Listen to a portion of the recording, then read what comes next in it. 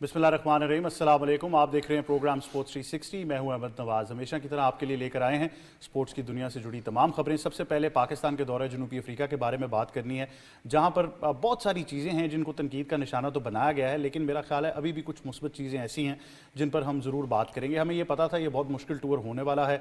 Test cricket ख़ास तौर पर पाकिस्तान का शेयर बहुत कम है, उसमें फिर अगर आप प्लेयर्स का मवाजना करना चाहते हैं तो इतना सब्सटेंस आपको मिलता नहीं है कि आप उनकी एवरेजेस कैलकुलेट कर सकें या ये तय कर सकें कि कौन सा प्लेयर टेस्ट क्रिकेट के लिए सूटेबल है। हेड कोच ने तो यहाँ तक कह दिया कि अब शायद हमें रेड बॉल और वाइट बॉल के लिए डिफरेंट टीम्स जो हैं वो बनाने की ज़रूरत है, लेकिन उसके लिए भी आप क्या ऐसा इंसेंटिव दे पाएंगे कि जो आपके सिर्फ टेस्ट क्रिकेट पर फोकस करने वाले खिलाड़ी हैं वो टेस्ट क्रिकेट पर ही फोकस करेंगे। उसमें फाइनेंशियल इंसेंटिव्स बड़े ज़रूरी हैं और भी बहुत सारी बातें हैं।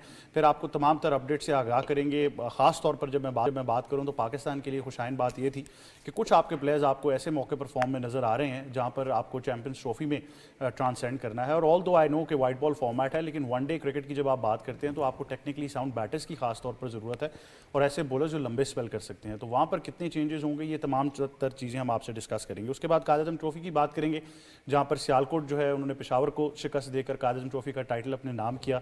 बहुत ही शानदार मैच रहा। इस तरह का फाइनल जब आपको देखने को मिलता है तो फर्स्ट क्लास क्रिकेट का मज़ा जो है वो दुबाला हो जाता है। ख़ास तौर पर शाहजेब भट्टी ने जिस तरीके से आखिरी विकेट के ऊपर भरपूर तरीके से रन्स बनाए और बड़ा ऑक्यूपाई किया क्रीज को, कहीं से लगा नहीं कि वो इतने नए नहीं हैं फर्स्ट क्लास क्रिकेट में। और एक तो स्किल उनके पास है ही कि वो लेफ्ट आर्म राइट आर्म दोनों से बॉल कर लेते हैं स्पिन, लेकिन जब बैटिंग की भी बात करें तो बड़ी शानदार बैटिंग की।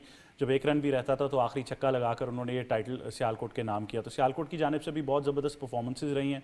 ओवरऑल फर्स्ट क्लास में कुछ ऐसी परफॉर्मेंसेज हैं जिनको हम ज़रूर डिस्कस करेंगे। उसके बाद आपसे बॉर्डर गवास्कर ट्रॉफी की बात करेंगे, जहाँ पर ऑस्ट्रेलिया ने आखिरी टेस्ट मैच जीत कर ये ट्रॉफी अपने नाम कर ली। दूसरी साइड पर भारत को बहुत ज़्यादा तनकीद का निशाना बनाया गया। उनके साबिक क्रिकेटर्स भी हों, ख़ास तौर पर सुनील गवास्कर की बात करें तो उन्होंने जो बैटिंग कोच हैं या जो डिपार्टमेंट है बैटिंग का, उसको बहुत तनकीद का निशाना बनाया। उन्होंने कहा कि हमारी जो तैयारी थी वो कहाँ थी, और जिस तरीके से ना सिर्फ हम ये सीरीज़ हारे, जैसे न्यूजीलैंड से घर पर हारे, उन्होंने उसको भी तनकीद का निशाना बनाया। तो आगे क्या फ्यूचर होगा, ये डिफरेंट एक टूर होता है हमेशा ऑस्ट्रेलिया के लिए, लेकिन जब आप ऑस्ट्रेलिया टूर कर रहे हैं, अगर आप भारत, क्योंकि वो ड्रीम 11 का कॉन्सेप्ट है, तो उसमें बहुत सारी चीज़ें अब एक्सपोज हो गई हैं। जसप्रीत बुमराह के ना होने से वो बॉलिंग लाइनअप कैसी रहती है, वो बैटिंग लाइनअप बात करें तो क्या वो टेक्निकली साउंड इतनी परफॉर्मेंसेज आ रही हैं, फिर ड्रेसिंग रूम एनवायरनमेंट, इन तमाम तर चीज़ों पर बात करेंगे। और फिर ख़ास तौर पर आई थिंक आप चाहें या ना चाहें विराट कोहली खबरों में तो रहेंगे। अब उन्होंने एक कॉन्स्टेंस के साथ जो एक धक्कम पेल हुई, उसके अलावा भी एक नई चीज़ जो है वो मीडिया को मिल गई, और वो ये थी कि उन्होंने वो जो इन्फेमस सैंड पेपर स्कैंडल था उसकी तरफ इशारा किया और बताया कि हम वो नहीं करते, वो ऑस्ट्रेलिया करता है। तो वो फैंस ने उसको लाइटली नहीं लिया। ऑस्ट्रेलियन फैंस की जब आप बात करें तो बहुत सारी तनकीद उसको भी लेकर चल रही है। उसके बाद आपसे वेस्ट इंडीज़ टीम की बात करनी है जो पाकिस्तान पहुँच चुकी है। पाकिस्तान के खिलाफ उनकी टेस्ट सीरीज़ है, दोनों टेस्ट मैचेस मुल्तान में खेले जाने हैं। तो पाकिस्तान को उस सीरीज़ की तैयारी कैसी करनी है, किस तरह की पिचेस हम पाकिस्तान में देख सकते हैं, और वेस्ट इंडीज़ एक अच्छा कॉम्पिटिशन लेकर आएगी, इस बारे में भी ज़रूर गुफ्तगू करेंगे। और उसके बाद आपको बताएंगे जनूबी अफ्रीका के खिलाफ दूसरे टेस्ट मैच में इंजरी का शिकार हुए हैं साइम अयूब, और ख़बरें ये हैं कि 6 हफ्तों के लिए वो कंपेरेटिव क्रिकेट से बाहर हो गए हैं। अब मैं ये ज़रूर निशानदेही करना चाहूँगा कि ये वो 6 हफ्ते नहीं हैं सिर्फ, इसके बाद एक रिहैब प्रोसेस भी होता है कि उसके बाद आपने कम बैक कैसे करना है। और पाकिस्तान का जो सबसे बड़ा अब एक मरहला है वो चैम्पियंस ट्रॉफी का है। तो उसके लिए अब हम क्या देख रहे हैं, साइम फिट हो पाएंगे कि नहीं, ये पाकिस्तान के लिए मेरे ख्याल से एक बहुत बड़ा डेंट है चैम्पियंस ट्रॉफी से पहले, क्योंकि बाकायदा तौर पर बात की जा रही थी कि फ़खर जमान और साइम अयूब जब ओपन करेंगे तो पाकिस्तान के चैम्पियंस ट्रॉफी के जीतने के चांसेस बहुत ज़्यादा हैं। तो इस बारे में ज़रूर हम डिस्कशन करेंगे, और वो इंजरी भी ऐसी है कि बहुत ही ख़तरनाक साबित हुई, इस बारे में भी ज़रूर हम गुफ्तगू करेंगे। और उसके बाद आखिर में आपको बताएंगे British junior open squash championship के बारे में, जहाँ पर पाकिस्तान के सुहेल अदनान फाइनल में पहुँच चुके हैं। अब मेहमानों से आपका तारुफ कराते हैं। सबसे पहले स्टूडियोज़ में ज्वाइन कर रही हैं पाकिस्तान की साबिक क्रिकेट कप्तान, इंटरनेशनल क्रिकेट कमेंटेटर, ब्रॉडकास्ट रिप्रेजेंटर और हमारी स्पोर्ट्स एक्सपर्ट सना मीर साहिबा। अस्सलाम वालेकुम, कैसी हैं आप? सबसे पहले तो हम सब की तरफ से आपको सालगिरह बहुत बहुत मुबारक हो। Thank you very much, thank you very much, thank you very much. Feeling 18 and young? नहीं, feeling at my age. Wonderful, that's the spirit. But बहुत सारी नेक तमन्नाएं और दुआएं आपके लिए। Thank you. You are always the life of the show and the studio. and we wish you many more years of success. Thank you so much. Thank you very much for joining us. और साथ ही साथ हमें join कर रहे हैं साथी anchor और expert जनाब सैयद मोहम्मद अवैस। अस्सलाम वालेकुम। कैसे हैं जनाब? ठीक ठाक, आप सुनाएं? मैं बिल्कुल ठीक हूँ। आप खैरियत से हैं? मैं बहुत खुश नजर आ रहे हैं आज। अल्लाह खैर करे। पता नहीं कोई खबर ले आए हैं या क्या क्या हो रहा है, आई डोंट नो। खबरें तो बहुत है लेकिन मैं खुश हूँ यार। एटलीस्ट बेशक अपना पाकिस्तान की अगर बात करें, एक ही दिन में दूसरी बारी आई है, कुछ ना कुछ रिकॉर्ड तो टूटे हैं यार। हाँ, रिकॉर्ड्स बनते ही टूटने के लिए हैं, लेकिन हमारे यहाँ कुछ ज़्यादा ही टूटने के लिए बन जाते हैं। और साथ ही साथ हमें ज्वाइन कर रहे हैं हमारे एक्सपर्ट भी हैं, तज्जियाकार भी हैं। आज इनसे पूरी इंसाइट लेंगे पाकिस्तान क्रिकेट टीम की तैयारी के बारे में और आगे चैंपियंस ट्रॉफी को अब किस तरह अप्रोच करना है। खुरम शहजाद हमें ज्वाइन कर रहे हैं। अस्सलाम वालेकुम खुरम, कैसे हैं जनाब आप? बहुत शुक्रिया, thank you very much for joining us as well. तो सना, सबसे पहले पाकिस्तान की बात करते हैं। हमें पता था ये टूर खासा मुश्किल होगा, अब अवैस ने भी कह दिया है कि दिन में 2 दफ़ा आपकी बारी आ गई है, लेकिन थोड़ा सा आई अंडरस्टैंड कि यू नो विन और lose is part of the game, लेकिन थोड़ा सा आपको थोड़ा सा कॉन्फिडेंस, मैं वही कह रहा हूँ कि अब हम सबको मिलके शायद वो मुस्बत चीज़ें ढूंढनी है इस टूर की। हाँ, अगर मुस्बत चीज़ें ढूंढने जाएं तो काफ़ी निकल आएंगी।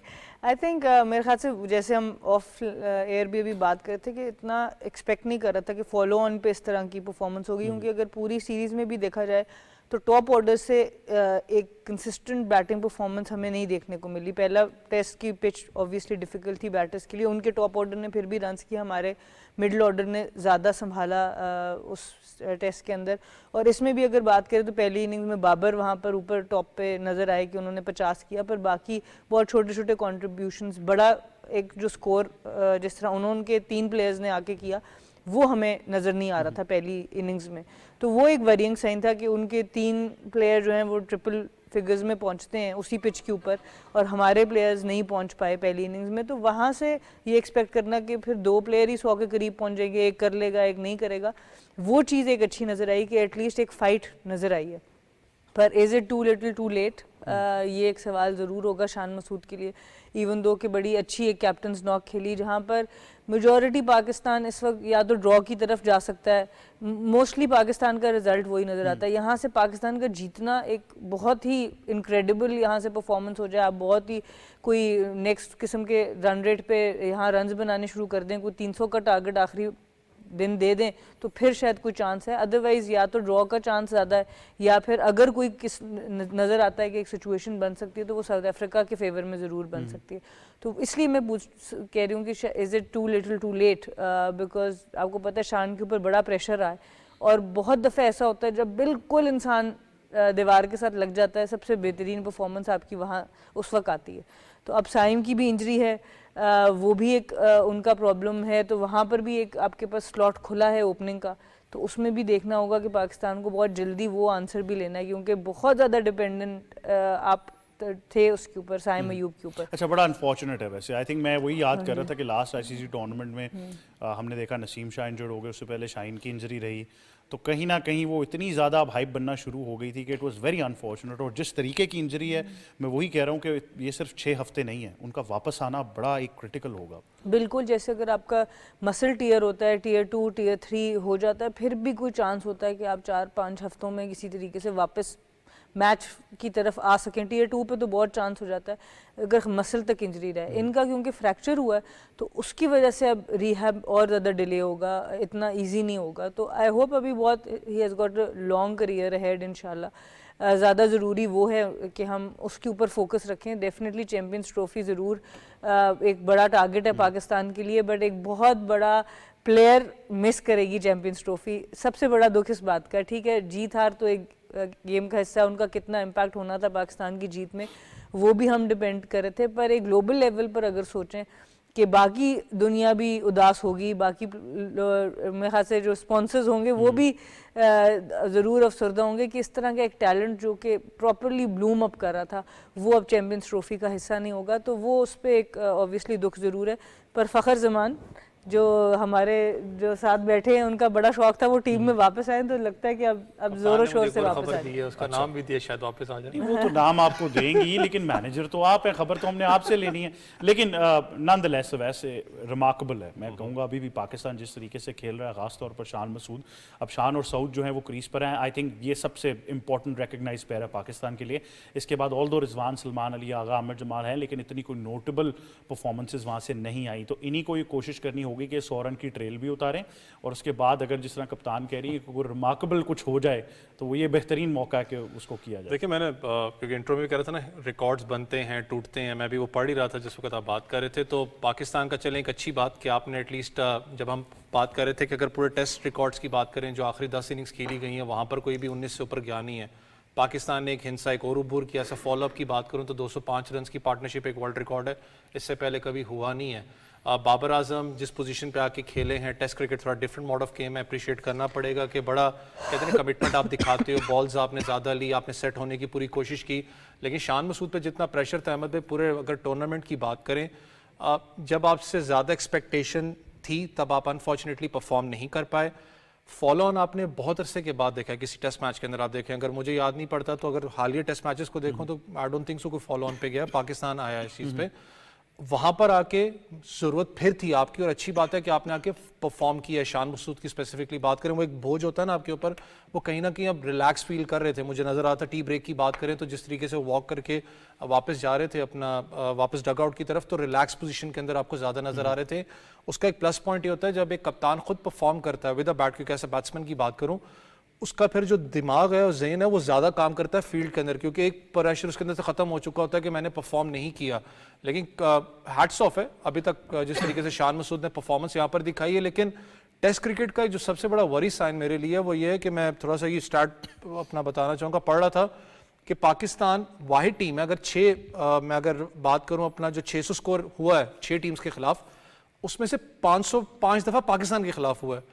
दैट मीन्स कि टेस्ट क्रिकेट के अंदर it's a worry sign for Pakistan के ना। आपके अगर बात करूं बॉलर्स की बात करें, बॉलर्स जो से इसका मतलब आपके 100% फिट नहीं है टेस्ट क्रिकेट की आप बात करते हैं। मुझे पता है कि इस टेस्ट क्रिकेट के अंदर स्पेसिफिकली इस विकेट के अंदर परचेज स्पिनर के लिए ज़्यादा देख रहे होंगे, पेसर्स के लिए भी थोड़ा सा बाउंस अप लो रह रहा है।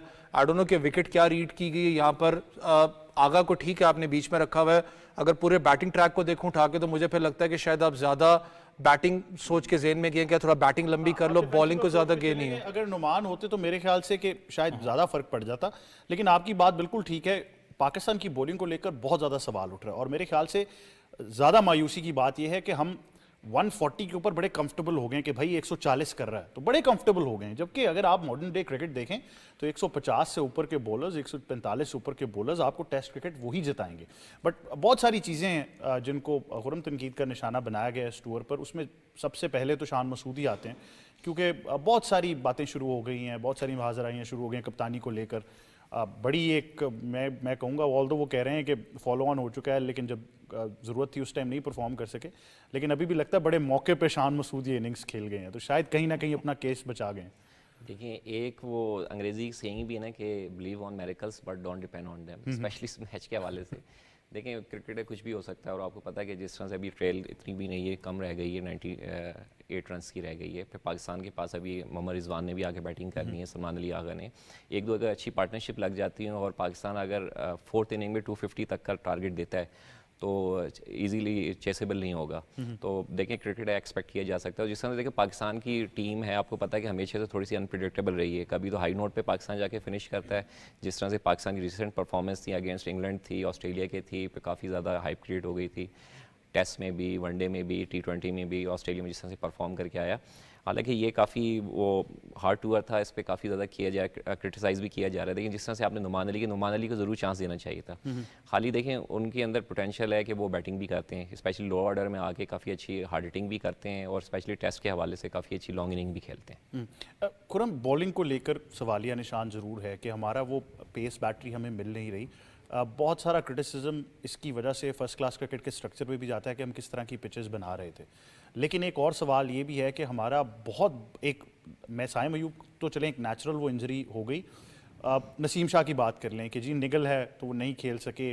वो बड़ा कॉमन हो गया कि हमारे शायद बॉलर्स उस तरह फुली फिट अब नहीं नज़र आ रहे। देखिए, आपको पता है कि कोई भी अगर प्लेयर जब रिहैब में जाता है तो उसी तरह फुली फिट होकर नहीं आता। ये आप हिस्ट्री ले लें और हमेशा से उसका पेस डाउन होता है। जब आप रिहैब के बाद आते हैं तो हमेशा से आपका पेस डाउन आपको नज़र आया। ऐसे पाकिस्तानी एग्जाम्पल ना लें, दुनिया के जितने भी क्रिकेटर्स हैं आपको इस चीज़ की मिसाल है।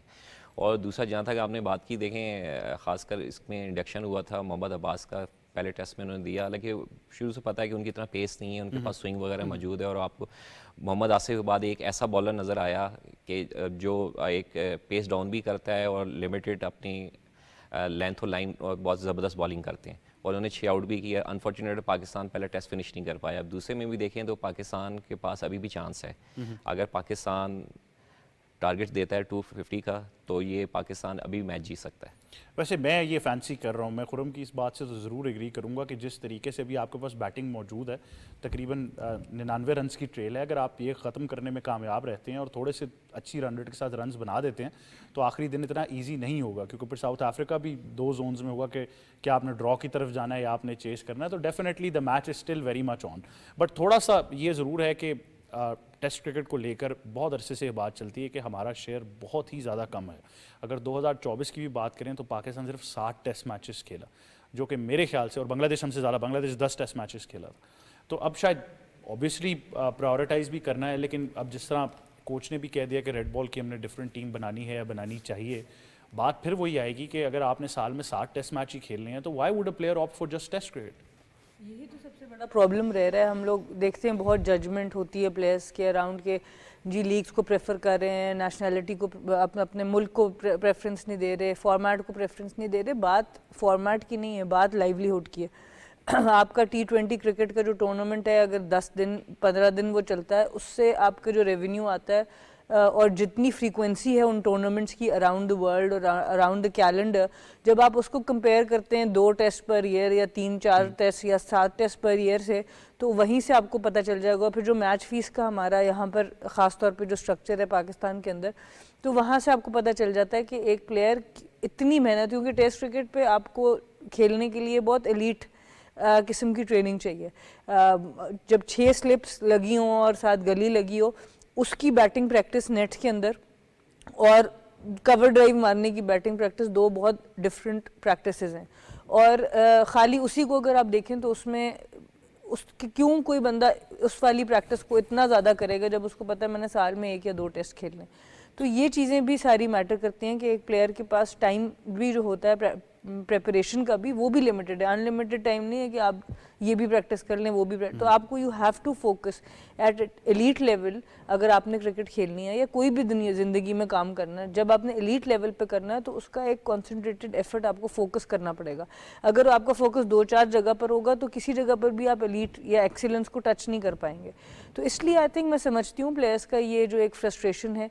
जब हम बाकी ममालिक से बात करते हैं, इंडिया से बात करें, इंग्लैंड से बात करें, ऑस्ट्रेलिया से बात करें, उनके ना सिर्फ टेस्ट क्रिकेटर्स को जो टेस्ट मैच की फ़ीस है उसमें बड़ा फ़र्क है, नंबर ऑफ़ टेस्ट मैचेस में बड़ा फ़र्क है, पर सबसे बड़ा फ़र्क उनका जो नीचे डोमेस्टिक स्ट्रक्चर पे जो लेयर है उसके अंदर जो नंबर ऑफ मैचेस और जो उनके कॉन्ट्रैक्ट्स हैं, मेन फ़र्क आपका वहाँ से आता है। यहाँ तो अभी भी जो फर्स्ट क्लास की डेली थी, दे वर वेरी एम्बैरेसिंग जी, और मिलते भी नहीं है, 2-2 3-3 महीने हो जाते हैं, प्लेयर्स इंतज़ार कर रहे होते हैं। तो जब तक इन स्ट्रक्चर्स को आप स्ट्रीमलाइन नहीं करेंगे, वहाँ पे आप पैसा इंजेक्ट नहीं करेंगे, जो बात अक्सर होती है कि PSL से आप इतना पैसा बनाते हैं उसको आप डिफरेंट जगहों पर इंजेक्ट कर सकते हैं, वुमेन्स क्रिकेट में कर सकते हैं, अंडर-19 में कर सकते हैं, आप अपने फर्स्ट क्लास क्रिकेट में भी लेकिन अभी भी हम वो कॉम्पनसेट नहीं कर पाए। अगर फॉर एग्जांपल अब आप BCCI का मॉडल देखें तो उनको फ़र्क नहीं पड़ेगा कि वो कम टेस्ट मैचेस खेलते हैं, क्योंकि वो कहीं ना कहीं IPL की वो मनी से कॉम्पनसेट कर पाते हैं एज अ बोर्ड। लेकिन हमारे यहाँ ये बड़ा प्रॉब्लम है, और इवन दो कि ये साल रिव्यू का साल भी है, इसमें शायद कई फ्रेंचाइजेज, शायद ओनरशिप तब्दील हो सकती है, बहुत सारी चीज़ें होंगी, एक बार फिर से रिव्यू होना है, दोबारा से कॉन्ट्रैक्ट ड्राफ्ट्स होंगे। बट हम ऑब्वियसली अभी तो जितने सीजन हम कर चुके हैं, ना तो हम टीम्स की तादाद बढ़ा सकें, ना उस तरह की फाइनेंशियल स्टेबिलिटी आई है कि हम कहीं हम टेस्ट क्रिकेट को कॉम्पनसेट कर लें। बिल्कुल, और उसमें बहुत ज़्यादा काम पे मार्केटिंग का भी आपके आता है, आपकी बाकी जो रिसोर्सेज हैं वो तो अलग तरफ है। बट आप ये देखें, बॉक्सिंग डे का टेस्ट मैच एक इतना बड़ा इवेंट है, चाहे उसमें परफॉर्मेंस इंडिया जीत रहा है या नहीं जीत रहा, एक तो फाइट नज़र आ रही है, पर सबसे बड़ी बात है कि वो पैक्ड स्टेडियम था, 3,70,000 के करीब बंदा वहाँ पे गया। तो वो ऑस्ट्रेलिया की भी कामयाबी है, पर वो इंडिया की भी कामयाबी है, क्योंकि इन्होंने अपने कॉन्टेस्ट को इतना मार्केट कर दिया। हम लोग, वेस्ट इंडीज़ की टीम आ रही है 2 टेस्ट मैचेस खेलने, हम कितना उसके ऊपर बात करें, कितनी उसकी हमने हाइप क्रिएट की हुई है। हम लोगों का टेस्ट मैच कराची में था, वो तैयारियों की वजह से चलो जी आप भी मुल्तान चले जाओ, तो हम लोगों का वो वाला हिसाब है। जब तक हम उसको मार्केट नहीं करेंगे, उसकी एक वैल्यू नहीं बनाएंगे, तो तब तक हमें प्रॉब्लम्स ये रहेंगी और आप अपने प्लेयर्स को बेहतर पे नहीं कर सकेंगे। और प्लेयर जितना आप अच्छा पे करेंगे, उतनी आहिस्ता आहिस्ता प्रोफेशनलिज्म प्लेयर्स के अंदर भी आ जाती है। तो अब देखें, मुझे लगता है कि इसको बहुत जल्द आपको देखना पड़ेगा, अदरवाइज फिर 2-3 मुल्क ही रह जाएंगे जो टेस्ट क्रिकेट को रेगुलरली खेलेंगे, बाकियों के लिए इस फॉर्मेट में सस्टेन करना मुश्किल होता जाएगा फ्यूचर में। आपका मरून तो सिग्निफाइज कि वेस्ट इंडीज टीम की आमद है द मेन इन मरून से, तो आई जस्ट बट आप जो मेरे ख्याल से हमारे सारे स्टेडियम्स मिला लें तो इतनी कैपेसिटी नहीं बनती जिसकी हम अभी बात कर रहे हैं, और ये वो गेट मनी है जिससे फिर कॉम्पनसेट होता है। इनके बड़े अच्छे दोस्त हैं, एक टेस्ट क्रिकेटर भी हैं, कमेंटेटर भी हैं, उन्होंने हमारे एक और प्लेटफॉर्म पे इस मॉडल को डिस्कस किया था, बाजिद खान। उन्होंने ये कहा था कि अगर आप बाकी मुल्कों में टेस्ट क्रिकेट देखेंगे तो उन्होंने कहीं ना कहीं वही ट्रेडिशनल वेन्यूज़ बरकरार रखे हैं। हमारा मसला क्या है कि हम पिंडी, कराची, मुल्तान, लाहौर, बस दैट्स इट। यही अगर हम मॉडल चेंज करते हैं और कुछ ऐसे शहरों में लेकर जाते हैं जहाँ पर लोग ज़्यादा इंटरेस्ट दिखाएंगे, जैसे कि फैसलाबाद में हमने देखा कि चैम्पियंस कप को बहुत एक बड़ी तादाद में लोगों ने देखा स्टेडियम में आकर। इसी तरह शेखुपुरा है, इसी तरह आप सियालकोट की बात कर सकते हैं, गुजरांवाला है, भावलपुर है, तो शायद ये जो है वो फ़र्क बदल सकता है। बट हम कहीं ना कहीं ऑल दो अब तो आई अंडरस्टैंड कि पाकिस्तान स्टेडियम्स की अपग्रेडेशन की तरफ चैंपियंस ट्रॉफी के लिए जा रहा है, लेकिन आपको कहीं ना कहीं ये टेस्ट क्रिकेट को अगर रिवाइव करना है, फर्स्ट क्लास क्रिकेट को उस लेवल तक लेकर जाना है, तो फिर वेन्यूज़ भी अब हमें बढ़ाने पड़ेंगे। अहमद भाई, 3 चीज़ें इसके अंदर जो मुझे आज तक फील अप हुई हैं। अगर आप कराची की बात करें, जब हम सबसे ज़्यादा आपको पता डिस्कस यही करते हैं कि यार क्राउड आखिर क्यों नहीं आता, आपको मैचेस के अंदर आपको ज़्यादा क्राउड नज़र नहीं आपको आता। खबर दे दूं, सऊद शकील भी जो है वो पवेलियन वापस चले गए हैं, तो ये खबर देना ज़रूरी थी अवैस को कि 23 रन बनाए हैं उन्होंने, कगीसुर अबादन ने उनकी विकेट ली और एडन माकरम ने कैच पकड़ा, तो 4 खिलाड़ी आउट हो गए। अब लेकिन शान मसूद खड़े हैं। हाँ हाँ बिल्कुल। अच्छा, लेकिन अगर थोड़ा सा बैक टू अगर कराची के ऊपर आप आए तो पता है 2-3 चीज़ें हैं। एक तो आपको पता है लोग कहते हैं कि वर्किंग आवर्स हैं, हसल है, वहाँ पर स्टेडियम में पहुँचना आपको पता है इतना आसान नहीं है। पाकिस्तान में जितने इस वक्त 3 आप सेंटर्स कर लो जहाँ पर रेगुलर क्रिकेट होती है, लिटरली एज अ स्पेक्टेटर बहुत चैलेंजेस हैं यार। मेन आपको जहाँ पर अपनी सीट तक पहुँचना भी आसान चीज़ नहीं, आपको 15-20 मिनट लगते हैं, आपको घूम फिर के वहाँ पर जाना पड़ता है, डिफरेंट सिक्योरिटी चेक पॉइंट्स होते हैं। अगर आप दूसरे स्टेडियम्स की बात करते हैं जिस वक्त आप कर लें कि अनफंक्शनल है लेकिन बैक एंड पे फंक्शनल है, वो है उन लीग क्रिकेट्स के लिए या उन डिस्ट्रिक्ट क्रिकेट के लिए। और लिटरली अगर मैं आपको बताऊँ, गुजरांवाला की बात कर लूँ, गुजरांवाला में एक छोटी मोटी लीग होती है, खुदा की कसम प्रॉपर स्टेडियम भरा होता है कि बंदा खुद कहता है कि यार स्टेडियम ठीक ठाक है, गेस वहाँ टेस्ट भी हुआ हुआ है यार, आखिर इसको रीवैम्प क्यों नहीं किया जाता। फैसलाबाद के अंदर जब एक टूर्नामेंट हो रहा था, इससे पहले थोड़ा आप इस टूर्नामेंट स्टार्ट होने से कोई 2-3 हफ्ते वहाँ चले जाते पहले, इसकी इतनी ज़्यादा हाइप बनाई गई थी, मार्केटाइज किया गया, हाइप बनी, टिकट्स थे, बिल बोर्ड्स लगे हुए थे। देखो आज भी एक आम इंसान की मैं बात कर रहा हूँ, आम इंसान आज भी सोशल मीडिया से बहुत दूर है, जो एक सर्टन जो कम्युनिटी की बात करता हूँ, या शायद टीवी से भी बहुत दूर होगा, उसको आज भी जो है ना वो उसी मोड में घूम रहा है कि बाहर कोई पिक्चर नजर आ गई कहीं पर, उसको समझ आएगी हाँ यार आज कुछ हो रहा है यहाँ पर। वो चीज़ें आपको बनानी पड़ती हैं क्योंकि कम्युनिटी को देख के ही आप सारा कुछ मामला को करते हो। हमें इस चीज़ से निकलना पड़ेगा। एटलीस्ट कहते हैं ना देर आए पर दुरुस्त है, कम अज़ कम यार चेयरमैन ने आके ये बात तो ज़रूर की कि यार आहिस्ता आहिस्ता जो दूसरे आपके टेस्ट सेंटर्स हैं उनको वापस रिवैम्प करने की जरूरत है। फैसलाबाद को अभी कर रहे हो, गुजरांवाला है, शेखुपुरा आपका है, भावलपुर में अब तो बल्कि पहली बार इस्लामाबाद भी अपने पहले स्टेडियम की तरफ जाने वाला है, मतलब आप उसको आए कर रहे हैं कि ये होने वाला है। देखिए आपको जरूरत है ना, चले आप इंटरनेशनल क्रिकेट की बात करते हैं, मैं लीग की बात करता हूँ, लीग्स में ज्यादातर होता हूँ। मैं आपको उस दिन भी एक एग्जांपल दे रहा था, सबसे ज्यादा शिकायत लीग टीम से क्या होती है, जो एक फैन की बात करो, अगर वो क्वेटा का है, पेशावर का है, उसकी ये बात होती है ना कि यार अगर ये हमारी टीम है एटलीस्ट वहां पर आके मैच तो होना चाहिए। वो जब उधर उस जगह पे जाके आप मैच खेलते हो उसकी रिसेम्बलेंस कुछ और होती है, क्योंकि वो एक बताया ना कि अपना ही फील होती है कि यार हमारी टीम यहां पर आके खेली है। आपको एक्सपैंड पीएसएल के थ्रू करना पड़ेगा। इंटरनेशनल क्रिकेट अगर आप नहीं अभी करते हो, कम से कम यार पीएसएल के थ्रू आपके पास फैसलाबाद का स्टेडियम है। आई होप कि अगले साल आपको फैसलाबाद, क्योंकि 2 टीमें जो आनी है, नाम तो मुझे नहीं पता उसके, लेकिन वैसे अंदाजन कह रहा हूँ। आप ऐसा कैसे हो सकता है वैसे कि आपको नाम ना पता हो, मतलब ये मैं कहते हुए अच्छा लगता हूँ। नहीं वैसे एक अंदाजन हाँ नहीं है ना, मतलब मैं इवन कहूंगा सना भी शायद ये बात कहें तो मैं मान लूंगा कि इनको भी नहीं पता पीसीबी के मामलात, लेकिन वैसे ये कहे सवाल ही नहीं पैदा होता। बट खुरम आप किस तरह देखते हैं अब इस मॉडल को, क्योंकि अभी तो देखें एग्जिस्टिंग स्टेडियम्स को भी जिस तरीके से रिवैम्प किया गया है, पूरा क्रेडिट देना पड़ेगा चेयरमैन पाकिस्तान क्रिकेट बोर्ड को, क्योंकि लगता नहीं था कि ये पॉसिबल होगा। और उसके आगे अब जिस तरह कहा जा रहा है कि इस्लामाबाद में भी स्टेडियम बनेगा या बाकी जो मॉडल है, किस बेहतरीन तरीके से इस हिकमत अमली को हम आगे लेकर चल सकते हैं? नहीं देखिए, बिल्कुल क्रेडिट देना चाहिए पाकिस्तान क्रिकेट बोर्ड को भी और chairman cricket board Mohsin Naqvi साहब को भी, जिस तरह से उन्होंने काफ़ी वार फुटिंग्स पे 24/7 जो है इस पर काम करवाया है और रिवैम्प हुए हैं आपके, खासकर आपका लाहौर का जो है कदाफ़ी स्टेडियम, कराची का, फिर अभी आपका इसकी बारी है रावलपिंडी की।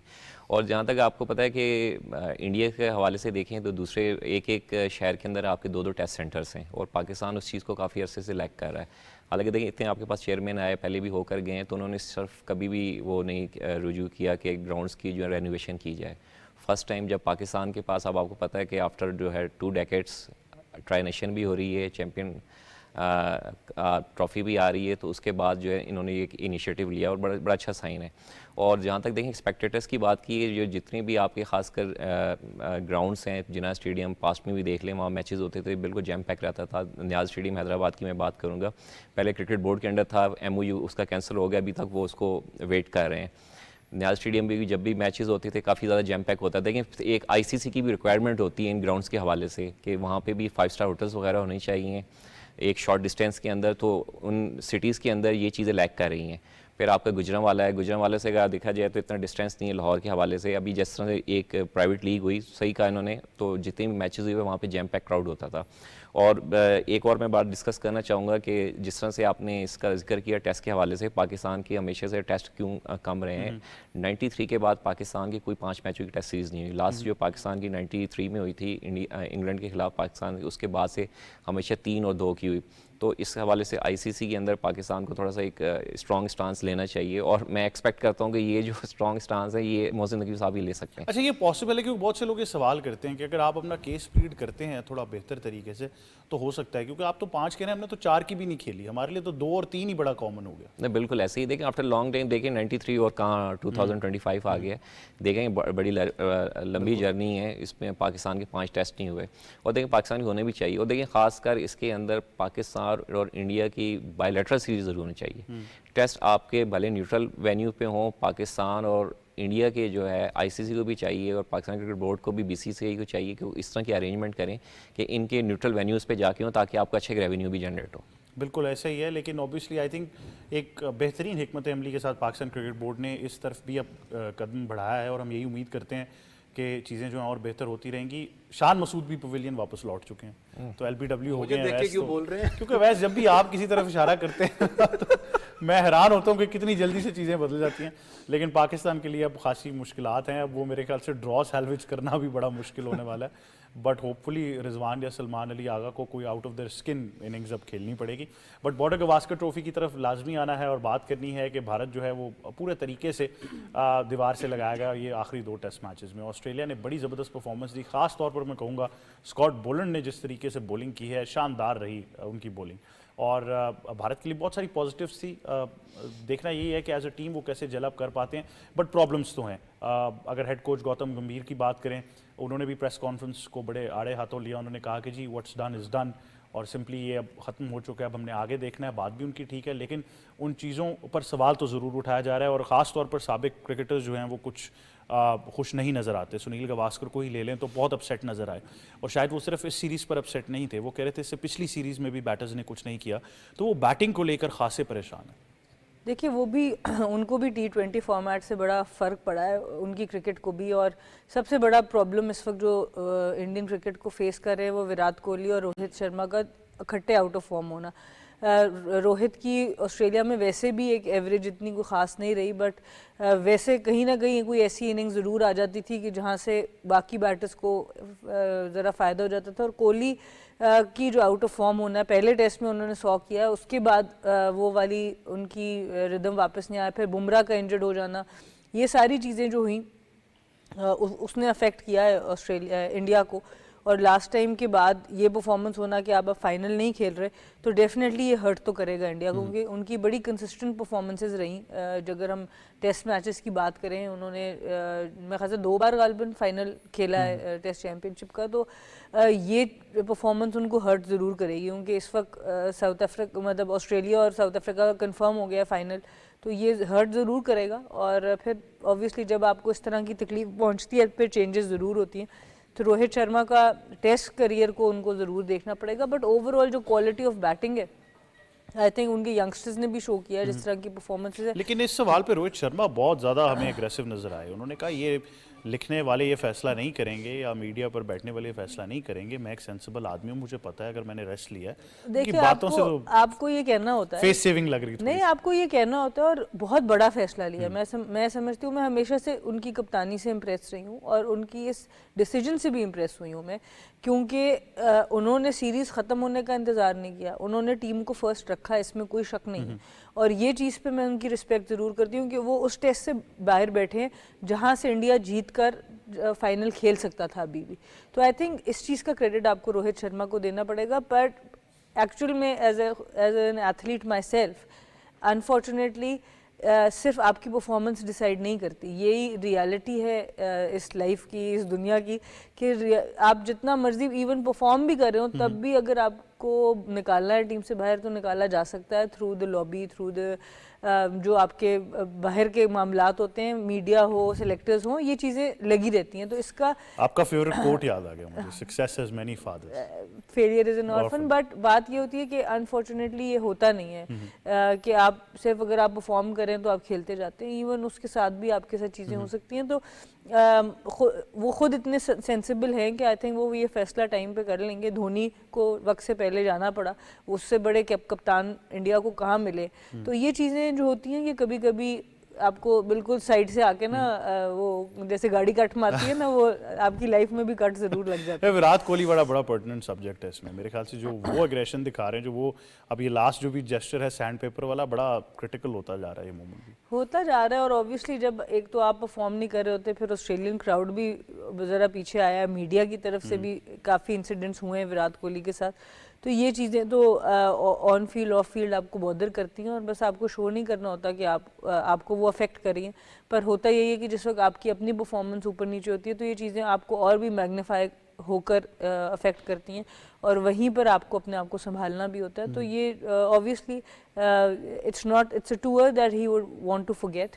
ऐसा नहीं है कि उनके लिए अच्छा टूर था। और चैंपियंस ट्रॉफी से पहले इंडिया की टीम को ऐसे थोड़ा सा झटका लगना, सो अब आइदर वे जो हो सकता है वो इंडिया की टीम आ सकती है। पर हम कैसे देख रहे हैं अब इंडिया की टीम को? गौतम गंभीर भी बड़े एग्रेसिव नजर आए, रोहित शर्मा भी एग्रेसिव है, विराट कोहली तो नजर आ रहा है कि फ्रस्ट्रेटेड हैं, सिर्फ परफॉर्मेंस नहीं है और विजुअल ऑप्टिक्स में भी देखें तो बड़े फ्रस्ट्रेटिंग एक अंदाज में बिहेव करें। देखिए मैं तो कहूँगा कि form is temporary, class is permanent. Virat Kohli की क्लास है और काफ़ी ज़्यादा क्रिटिसिज्म हो रहा है, स्पेशली विराट कोहली के हवाले से सोशल मीडिया पे देखें और फॉर्मर क्रिकेटर्स के हवाले से भी, फिर जिस तरह से रिसेंटली ये इंसिडेंट हुआ। दूसरा हालांकि एक्सपेक्ट किया जा रहा था कि काफ़ी टफ टाइम देगा ऑस्ट्रेलिया को, क्योंकि पाकिस्तान की टीम ने जिस तरह से T20 और वनडे में जाके शिकस्त दे के आए तो काफ़ी ज़्यादा थोड़ी अलार्मिंग कॉल थी, और स्पेशली इंडियज़ के हवाले से भी, क्योंकि इंडिया आपको पता है रिसेंटली वहाँ पे वर्ल्ड कप भी जीत के पहुँचा था और टेस्ट क्रिकेट में काफ़ी अच्छी परफॉर्मेंस दे के आया था, स्पेशली इंग्लैंड वगैरह के हवाले से, वो काफ़ी ज़्यादा एक्सपेक्ट किया जा रहा था। और फिर दूसरा अगर एंड पर देखें तो देखें रोहित शर्मा के हवाले से जिस तरह से रेस्ट लिया, देखें ये है डिफरेंस हमारी क्रिकेट में और वहाँ के स्ट्रक्चर में। यहाँ पे हमारे जो है प्लेयर्स को रेस्ट दिया जाता है, वहाँ प्लेयर्स खुद रेस्ट मांगते हैं, तो ये थोड़ा सा कंपैरिजन भी है। बिल्कुल, बहुत बड़ा कंपैरिजन है, बातों बातों में बहुत बड़ी बात करके Khurram. But regardless of what's going on with India, आपको एडमायर करना पड़ेगा पैट कमिंस को कि he might just be one of the greatest captains जिनको हम देख रहे हैं। मैंने तो ये कहा था ना कि रिकी पॉन्टिंग के बाद he is one of the best. शायद लोग मुझसे इख्तलाफ करें लेकिन he is one of the best. Ricky Ponting को मैच करता है जिस तरीके से कैप्टनशिप, अगर आपको याद हो, लोगों को मैक्सवेल की इनिंग्स याद है, उसको ये नहीं पता दूसरे एंड पे अगर वो खड़ा ना था तो वो आप मैच कभी जीतते ना अफगानिस्तान से। जो टेम्परामेंट उसका है वो टोटली अगेंस्ट था जो उसने इनिंग्स उस दिन खेली थी पैट कमिंस ने। उसके बाद विद द बैट की बात करो, विद द बॉल की, कैरेक्टर बहुत तगड़ा है यार। आपने कभी उसके अंदर, वो मैंने कहा ना कि जितना ये हाइप मैच की बनी हुई थी, ये कुदरती होता है जब आप परफॉर्म ना करो तो बेशक परफॉर्मेंस ना भी हो, लेकिन जिस वक्त आपके ऊपर एक टैग हो, एक बड़ा प्लेयर हो, तो वो फ्रस्ट्रेशन अपनी निकालता है। क्राउड आपके अगेंस्ट हो, आपका खुद का मीडिया आपके अगेंस्ट हो, तो चीज़ निकलती है। मैंने पैट कमिंस में वो रिएक्शन नहीं देखा कि उसको किया उसने इंडियन किसी को, उसने काम डाउन ही रखा है ज़्यादातर। लेकिन इंडिया का जिस वक्त मामला है वो सितारे गर्दिश में कहते हैं ना, गौतम गंभीर के ज़्यादा। अगर आप देखो उनके क्रिकेटर्स को उठा के देख लें, यहाँ तक अब मीडिया से उनकी एक आवाज़ आ रही है कि Gautam Gambhir might be removed as a coach of India team. बहुत बड़ा फैसला होगा, बहुत बड़ा फैसला होगा, क्योंकि चैंपियंस ट्रॉफी में जिनका नाम भी आ रहा है वो वीवीएस लक्ष्मण का बार बार दे रहे हैं कि शायद उनको अपना कोच लगाया जाए। उनका वैसे डगआउट अच्छा रहा इंडियन टीम के साथ। इनका मैंने कहा ना कि शूतरे अच्छे नहीं, इनके जो मामला चलते रहे। बिल्कुल, ये अवैस ने जिस तरह कहा है कि प्रेशर तो डेफिनेटली है, बट अवैस, सना और खुरम, आपका बहुत शुक्रिया कि आप हमें ज्वाइन करे थे। वक्त ही बताएगा कि भारत टीम या उसकी मैनेजमेंट जो है वो किस सिम जाती है, लेकिन वहाँ पर आई थिंक ऐसा कल्चर नहीं है कि एक सीरीज़ की बुनियाद के ऊपर इतने हंगामी फैसले हो जाएं। अब ये देखना पड़ेगा चैंपियंस ट्रॉफी में वो किस तरह कम बैक कर पाते हैं। यही था आज का स्पोर्ट्स 360। मुझे टीम को दीजिए इजाज़त। अल्लाह हाफिज़।